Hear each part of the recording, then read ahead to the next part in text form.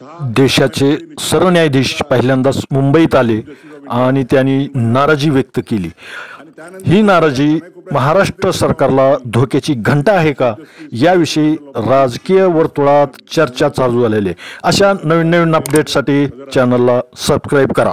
6-7 महिन्यापूर्वी निश्चित झालं की पुढचा चीफ जस्टिस ऑफ इंडिया कोण बनणार आहे आणि त्यानंतर देशाच्या कानाकोपऱ्यात जिथे जिथे गेलो मी तिथला chief justice, director general of police, तिथले पोलीस कमिशनर, तिथले डिव्हिजनल कमिशनर हे सर्व जातींना एअरपोर्टवर हजर राहायचे।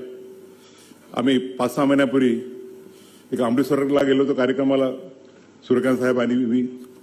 सूर्यकांत साहेबांच्या बद्दल सांगायचं राहिलं की आमची 2005 पासूनची मैत्री आहे। ते आम्ही ज्यावेळेला हिमाचलात जायचो त्यांच्या चंदीगडच्या घरी मी राहायचो आणि ते ज्यावेळेला महाराष्ट्रात जायचे माझ्या घरी ते राहायचे आणि संध्याकाळी आम्ही ज्यावेळेला गप्पा मारायला बसायचो तर ती ऑल इंडियाची लिस्ट घेऊन कधी कधी वेळ असायचा तर त्यांना म्हणायचं की सूर्यकांत भाई आप तो 100% सीजीआई बनने वाले हैं। तर ते म्हणायचे की भूषण भाई मैं तू बनूंगा मगर उसके पहले आप बनेंगे आणि ते शब्द खरे निघाले। आम्ही मणिपूरला जाओ, नागालँडला जाओ, आसामला जाओ, जे मागे अमृतसरला कार्यक्रमाला गेलो तर 300 मीटरचा रोडचा प्रवास करून director general of police, chief secretary, police commissioner सगळे जातीने हजर होते। मागच्या 3-4 आठवड्यापूर्वी देवगडला गेलो। देवगड रांचीपासून एक 300-400 किलोमीटरच्या अंतरावर आहे आणि तिथले चीफ सेक्रेटरी, तिथले डायरेक्टर जनरल ऑफ पोलीस हे सर्व जातीने एअरपोर्टवरती रिसिव्ह करायला हजर होते। परंतु मला नेहमीच ओकसाहेब तर नेहमी म्हणत असतात की महाराष्ट्र इन्फ्रास्ट्रक्चरच्या मागे, ज्युडिशियल इन्फ्रास्ट्रक्चरच्या मागे आहे। मी त्यांचा आणि माझ्या थोडा जो डिबेट असतो, मी म्हणतो की नाही महाराष्ट्रामधल्या ज्युडिशियल इन्फ्रास्ट्रक्चर सुद्धा चांगला आहे। ओकसाहेब, मी, डेरे मॅडम, कर्णिक साहेब आम्ही भरपूर काम केलं इन्फ्रास्ट्रक्चरमध्ये। त्या मॅडम असताना मी मोहित शाह साहेबांचा उल्लेख विसरून गेलो। ते चीफ जस्टिस असताना त्यांच्याकडून खूप आम्हाला प्रेरणा मिळाली। चव्हाण साहेबांसोबत सुप्रीम कोर्टामध्ये आणि नॅशनल लॉ युनिव्हर्सिटीमध्ये चांगलं काम करण्याची संधी मिळाली। आज महाराष्ट्रामध्ये इन्फ्रास्ट्रक्चर चांगलं काम करण्याचं आमच्या केवले मॅडम आणि विलास गायकवाड हे चांगलं काम करत आहेत।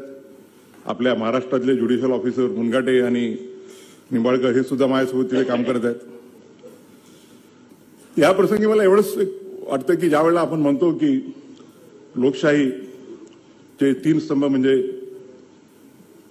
न्यायपालिका, विधिपालिका आणि कार्यपालिका हे समान आहेत, तर every organ of the constitution must reciprocate and give its due respect to the other organs.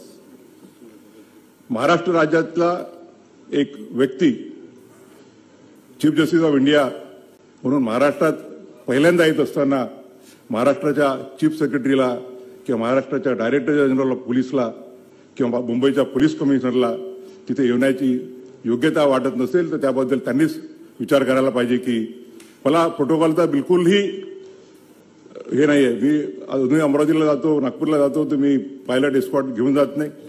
Supreme कोर्टात येईपर्यंत अमरावतीला न्यायालयात असताना मी मोटरसायकलवरून फिरायचो मित्रांच्या।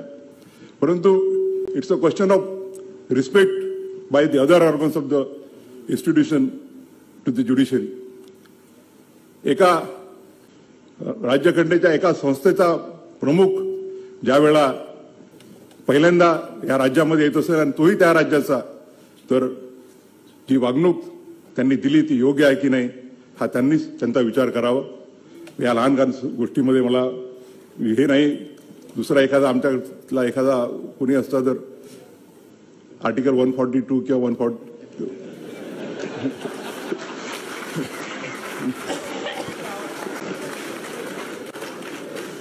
लहान सहान गोष्टी आहेत, पण तुम्ही उल्लेख यासाठी केला की लोकांना कळलं पाहिजे।